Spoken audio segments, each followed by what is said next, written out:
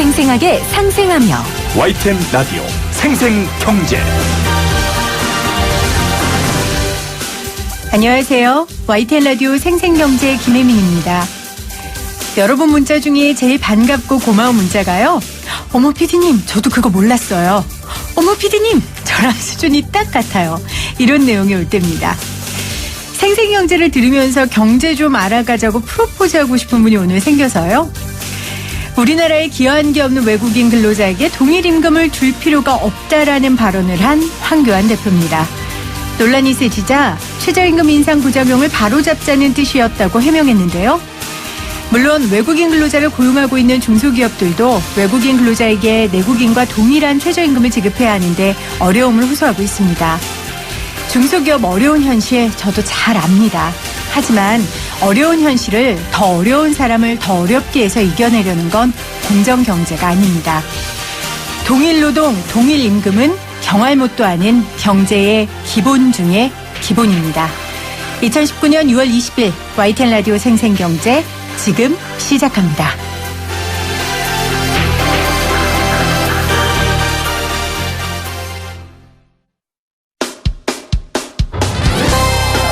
쉬운 경제, 살아있는 경제, 우리 집 경제 이야기, YTN 라디오 생생경제.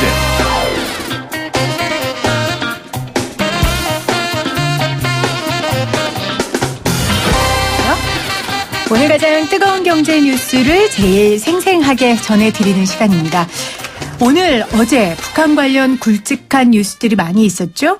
시진핑 중국 국가주석이 평양에 도착했고요. 어제 정부는 국내산 쌀 5만 톤을 북한에 제공하기로 했다는 소식도 들어와 있습니다. 이런 크고 작은 대북 뉴스에 마음을 졸이고 계신 분들이 있습니다. 바로 개성공단 내에 있는 기업인들인데요.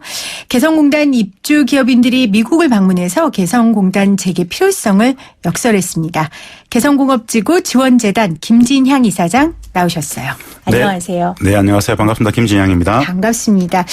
이사장님 먼저 이 개성공업지구 지원재단이 네. 어떤 단체인지 좀 설명을 해 주실까요? 예.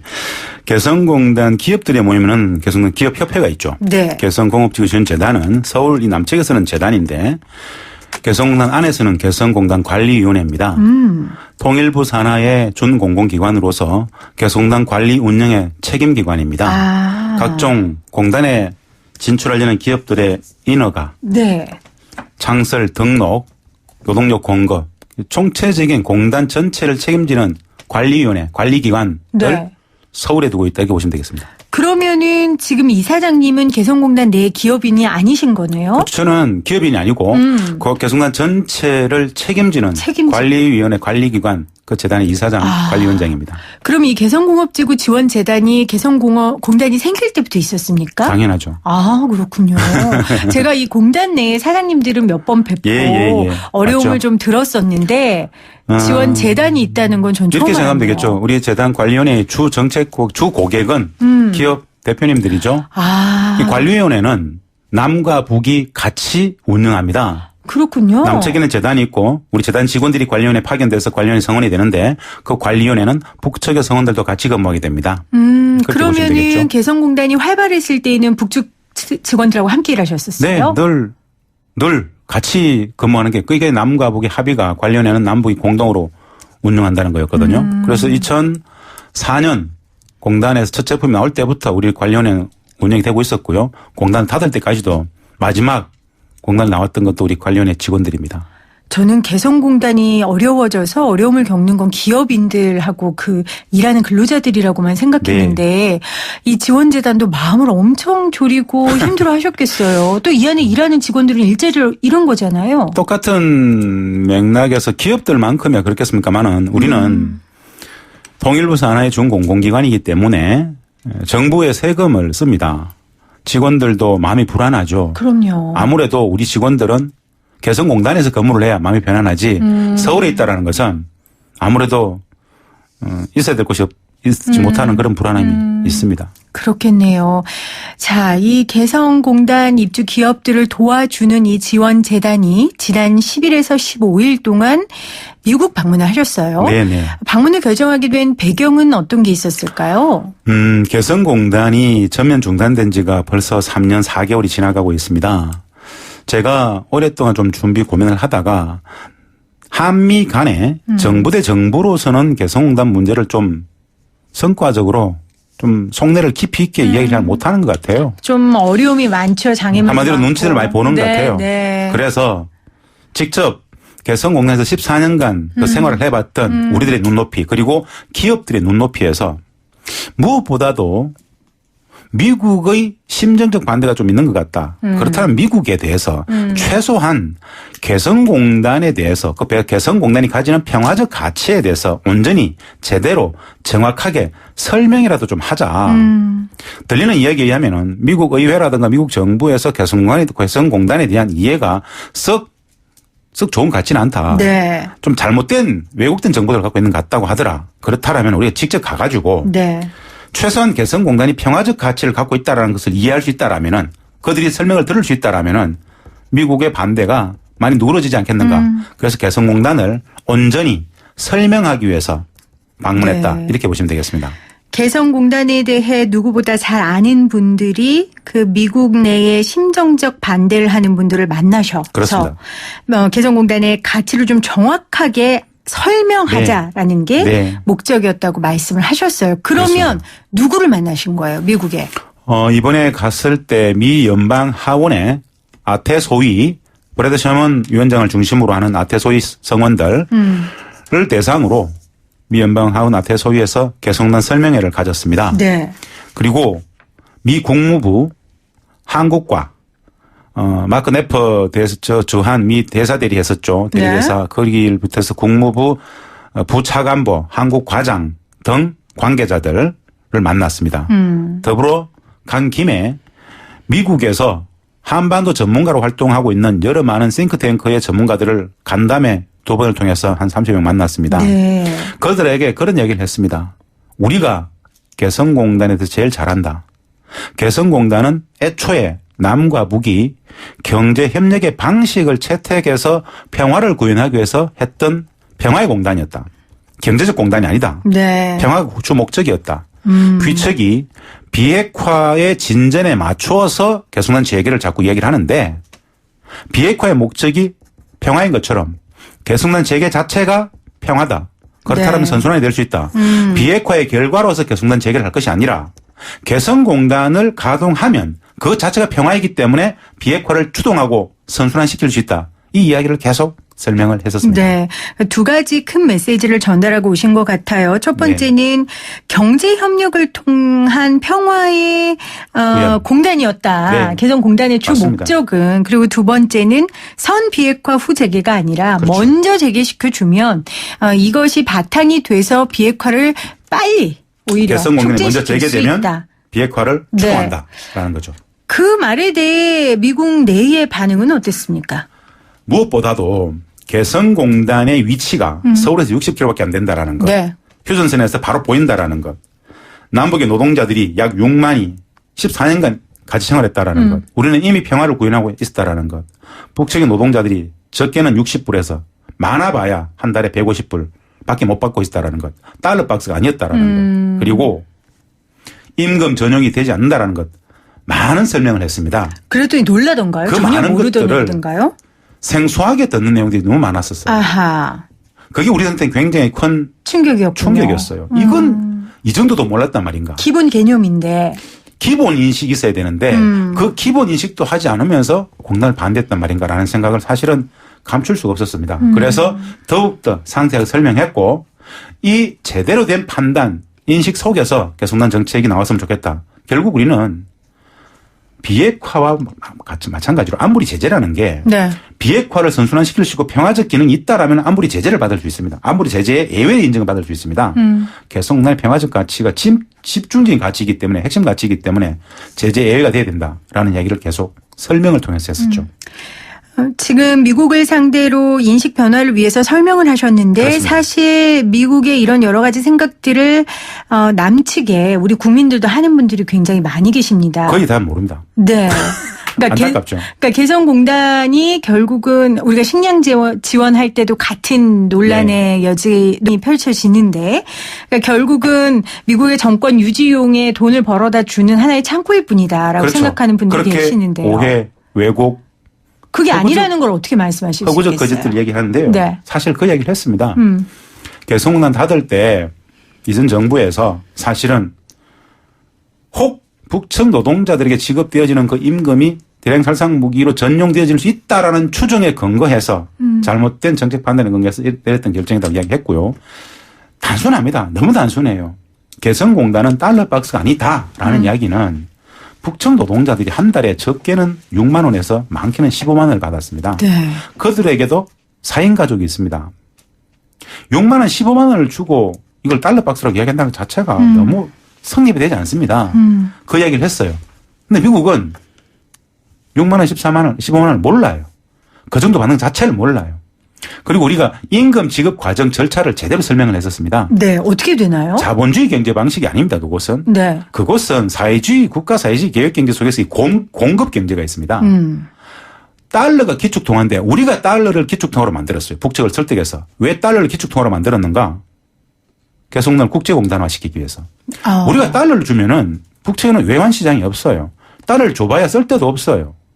그래서 그 달러를 바꿔가지고 거의 대부분은 쌀, 밀가루와 같은 인민 필수 소비재 제품을 상품 공급권으로서 표로 주고 네. 나머지를 북측의 돈인 조선원이 있습니다. 네. 그 현금으로 바꿔서 줍니다. 이런 과정들을 우리가 현장을 나가서 물품 공급 과정을 지켜봤던 내용들을 모니터했던 것들을 다 설명을 해 줬었어요. 이런 설명들 자체가 우리 국민들한테도 거의 잘 안 돼 있습니다. 그럼요. 그냥 월급 받아가지고 집발 전들개씩 먹고 살겠지. 그게 아닙니다. 사회주의 국가 사회주의 공급 경제가 엄연히 존재한다라는 것들을 설명을 하고 총 로스가 실질 임금이 6만 3천 원, 15만 원이면은 대량살상무기 전용할 수 있는 근거가 전혀 없습니다. 이런 이야기를 설명을 했고요. 그 부분에 대해서 굉장히 놀라워 있었어요. 그러니까 절대적으로 받는 돈이 너무 적기 때문에 그렇습니다. 그 돈으로 4인 가족 먹고 살기도 힘들어서 예. 거기서 전용할 수 있는 여지가 없다. 여지가 없다. 그리고 아까 말씀하신 것처럼 달러가 지금 북한 내에서 통용이 안 됐다고 하는데 그건 사실 그 당시 얘기고 만약에 지금 제기가 된다면 조금 상황이 다르지 않을까요? 아닙니다. 똑같습니까? 우리가 북측을 너무 모르는 건데요. 달러를 가지고 일반인들이 먹고 살 수가 없습니다. 뭐 장마당이라고 장마당이라는 하나요? 것은 말입니다. 네. 그럴 정도 되면 달러를 더 많이 줘야 됩니다. 장마당 가격은 간단한 가격이 아닙니다. 북측에서는 기본적으로 북측의 이 인민 필수 소비재 제품 국가가 공급하는 이 공급 가격 체계가 네. 굉장히 쌉니다. 엄청나게 쌉니다. 그 정도 싸기 때문에 그 정도 돈을 줘가지고 먹고 살 수 있는 것이지 4인 가족이 장마당 가가지고 쌀을 직접 산다라는 건요. 그 돈 가지고는 택도 없습니다. 그렇군요. 네. 지금 15일 날 남한에 오셨는데 혹시 입주 기업들을 만나서 이런 것들을 설명하셨어요? 이번에 갔을 때 네. 저 혼자 간 게 아니고 같이. 대표단에 개성공단 기업협회 대표인 정기섭 대표님, 네. 전임 대표님들이었던 김학권 고문님 그리고 한재권 고문님, 부회장이었던 이종덕 부회장, 정기경 대표 이렇게 5명하고 같이 갔습니다. 관련 모든 내용들은 기업협회 대표단이 또 기업들에게 또 설명을 네. 하는 과정이 있었겠죠. 돌아오자마자 전체 우리 국내 언론에 대해서 이 한번 브리핑을 했었고요. 정부에도 사실은 우리가 독자적으로 간 것이기 때문에 성과에 대해서 누굴 만났고 이런 부분들을 좀 정리해가지고 공유할 생각입니다. 그분들은 더 가슴을 치셨겠네요. 여기에 대해 솔직히 이렇게 말씀드리면 네. 이런 생각을 했습니다.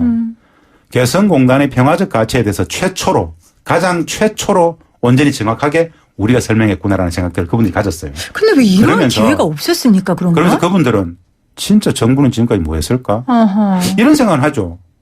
미 국무성이라든가 대소위 의회를 대상으로 우리 정부가 설명을 할 수 있는 단위는 외교부 정도 될 겁니다.